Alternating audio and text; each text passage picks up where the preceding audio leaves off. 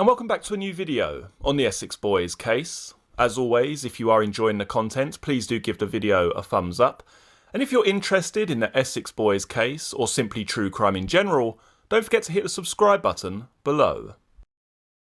An alleged hitman, charged with a triple gangland killing, has been accused of sleeping with one of his victim's girlfriends.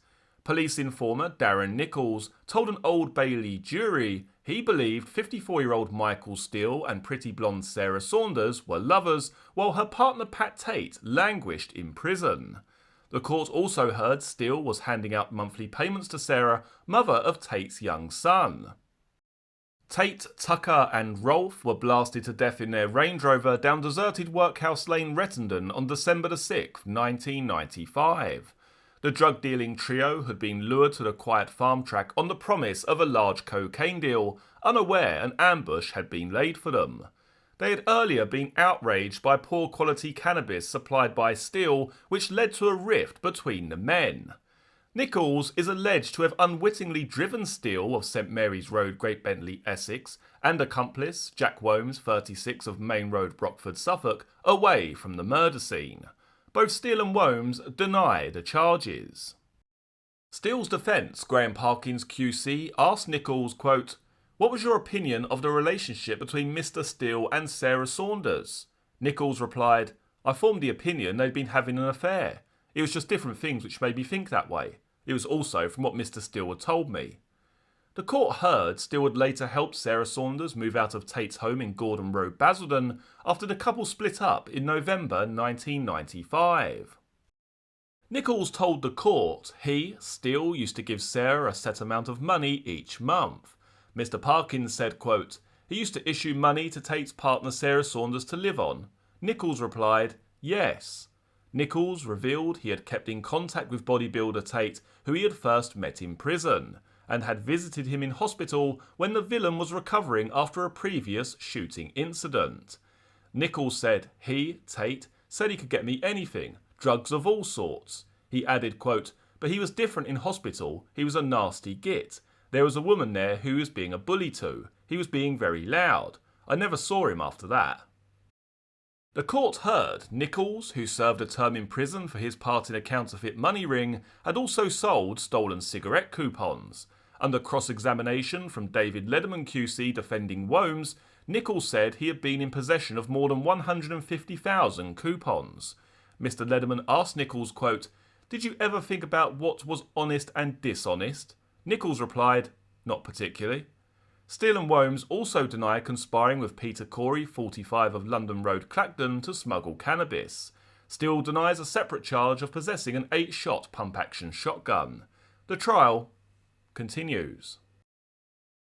The following newspaper article comes from the 19th of the 9th, 1997, with the headline, "Star Witness Was Drugs Mastermind." The star prosecution witness in a triple gangland murder trial was accused of being the mastermind behind drug smuggling trips that led to the brutal assassinations. Darren Nichols, who alleges he unknowingly drove the getaway car for the men accused of the cold-blooded killings, Jack Womes, 36, and 54-year-old Michael Steele, emphatically denied the claims.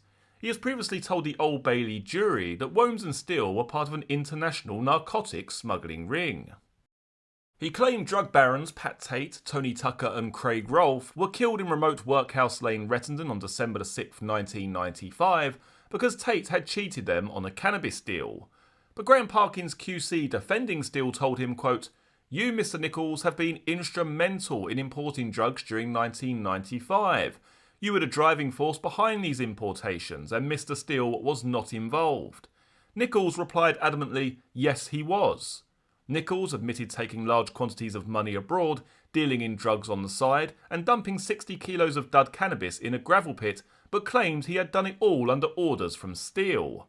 Mr Parkins continued, quote, "All the travel expenses abroad, the ferry tickets were purchased by you. That was because you were at the heart of it, taking others with you, bringing drugs back. You then wanted to point the finger in the direction of these two men."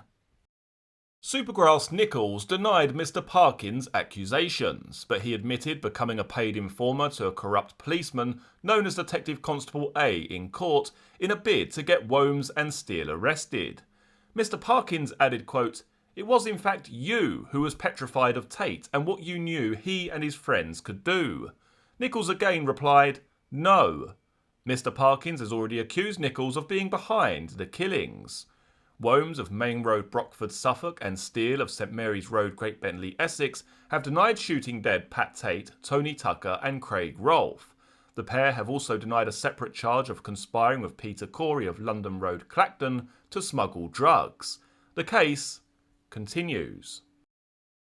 The following newspaper articles from the 11th of the 9th, 1997 with the headline, "The moment I knew someone was dead." A hushed courtroom heard a Supergrass describe the stomach-churning moment when he realised he was the unwitting accomplice to an alleged triple murder. Darren Nichols avoided the gaze of the two men he has accused of the executions, Jack Womes, 36, and Michael Steele, 54, as he gave evidence at the Old Bailey. Speaking quietly, Nichols said he thought he was ferrying Womes to a drug deal on the night of the killings, December the 6th, 1995. When he realised he was the getaway driver for a murder, he said he was so shaken he nearly crashed the car. Then he told Womes and Steele, "I hope I never fall out with you two." He said Steele replied, quote, "You are not like them, it wouldn't happen to you." Nichols told the court yesterday he received a call from Steele earlier in the day asking him to meet them outside a motorbike shop in Marks Tay. He was told they were going on a rendezvous with murder victim Pat Tate and his friends to talk about a cocaine shipment. Nichols claimed he drove Womes to a remote workhouse lane in Rettendon and dropped him there, then parked nearby to wait for a call to collect him. It was only when Womes climbed back into the car wearing blood-splattered surgical gloves that he began to realise what had happened. He said, quote, "After a couple of moments, Mick got into the passenger seat and told me to pull away." Then he said, "They won't mess with us again. And I gathered from what they'd said that someone had been killed. I pulled out into the road, but I wasn't looking and a car nearly drove into me. Mick told me to pull myself together. Then he started to hand pieces of a gun over to Jack in the back.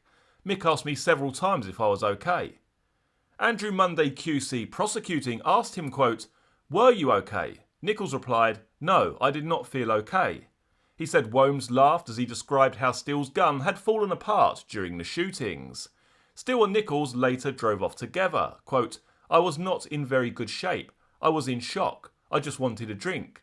Mick told me Jack was a cold-hearted man, because once Mick had got out of the Range Rover, Jack had shot them all immediately. Then he reloaded and without any emotion shot them all again in the back of the head. He said it looked as if it meant nothing to Jack."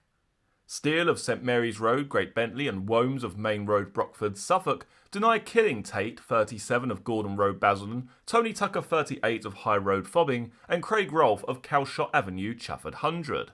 The case continues. If you would like to learn more about the Range Rover murders, then click on the video in front of you now. You will also see the Essex Boys playlist, which has all of the videos concerning this case in one convenient folder. Many thanks for joining me for this video. I look forward to seeing you all again for the next one. Take care. Cheers.